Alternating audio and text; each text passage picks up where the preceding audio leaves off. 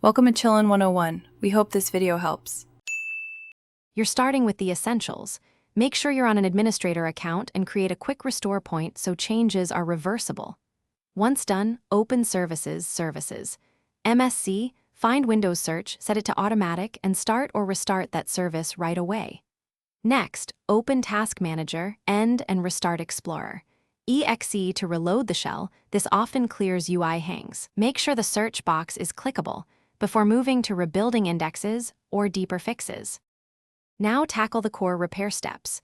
Open indexing options in Control Panel, click Advanced and choose Rebuild to force Windows to reindex files. This can take time, but resolves many misses. While that runs, launch the built-in search and indexing troubleshooter from Control Panel to auto-fix common settings. If problems persist, open an elevated command prompt and run sfc/scanno to repair system files. Let it finish, and then reboot. These steps repair index data and underlying system components that power search. Finish by rebooting and testing searches for programs, files, and start menu items to confirm functionality. If search works in a newly created local user account, the problem is profile-specific. Migrate settings or copy data to the fixed account.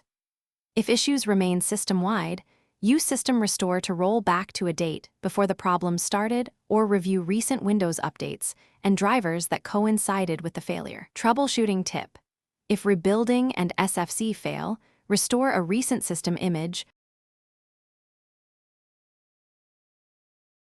Thanks for watching. Consider subscribing if we helped you.